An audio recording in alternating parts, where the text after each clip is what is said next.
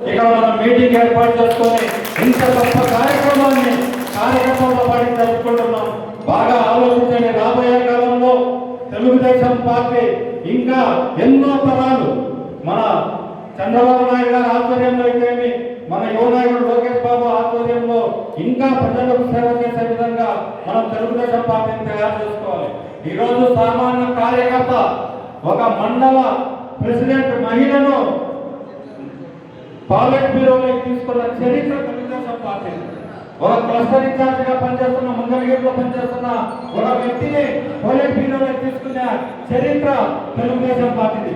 సామాన్య కార్యకర్తకు ఎవరో రికమెండేషన్ లేకుండా పార్టీ అధ్యక్షులకు కానీ పార్టీ ప్రధాన కార్యదర్శులు కానీ డైరెక్ట్ గా కలుసుకొని మన సమస్యలను కానీ, మన నియోజకవర్గ సమస్యలను కానీ, మన గ్రామ సమస్యలను కానీ వివరించుకుని ఏర్పాటు చేసే పార్టీ తెలుగుదేశం పార్టీ.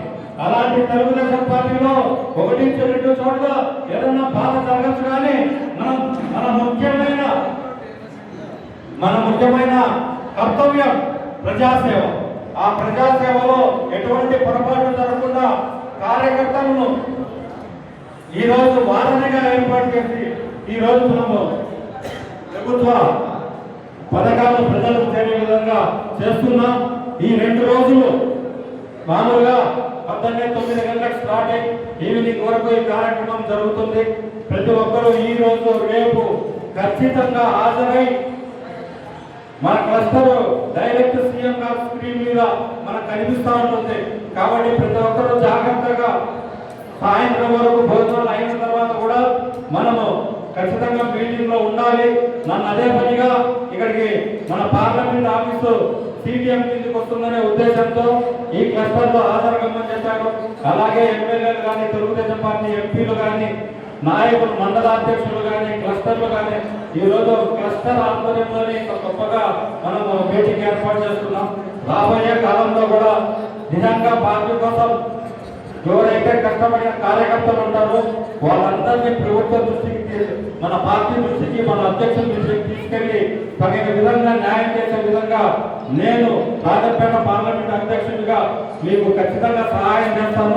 అలాగే మీ ఎమ్మెల్యే షాజాన్ గారి ఆధ్వర్యంలో కానీ, మన రాజపేట పార్లమెంటు ప్రధాన కార్యదర్శి పఠాన్ ఖాన్ కానీ, మన మండల అధ్యక్షులు దేవినేని శ్రీనివాసులు కానీ, క్లస్టర్ ఇన్ఛార్జ్ చల్లా శ్రీనివాసులు కానీ, ప్రధాన కార్యదర్శి ఇవ్వగారి కానీ, ప్రతి ఒక్కరూ చల్లా నరసింహులు గారు కానీ, వెంకటరమణ రెడ్డి స్వామి, సాయి కుమార్ నియోజకవర్గ ఉపాధ్యక్షులు మిట్టపల్లి రాజా గారు కానీ, ఏఎంసీ ఎస్సీసీఎల్ స్టేట్ ఉపాధ్యక్షులు సుధాకర్ గారు కానీ ఈరోజు ఈ కార్యక్రమానికి చాలా మంది హాజరయ్యారు.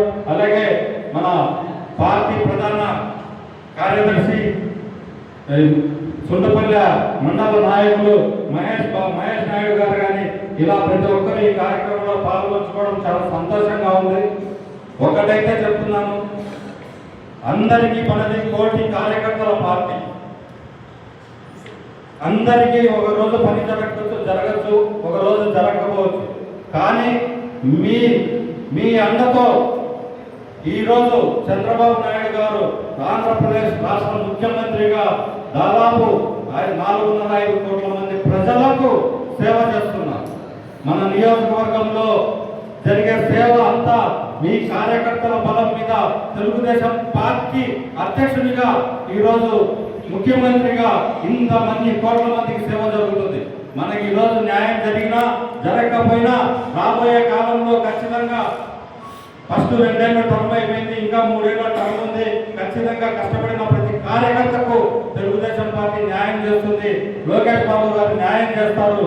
రాబోయే కాలంలో కూడా అందరికీ న్యాయం జరిగే విధంగా మనం రాజంపేట పార్లమెంటులో 7 నియోజకవర్గాలలో ప్రతి కార్యకర్తకు న్యాయం జరిగే విధంగా మనం అందరం ముందరికి పోదాం.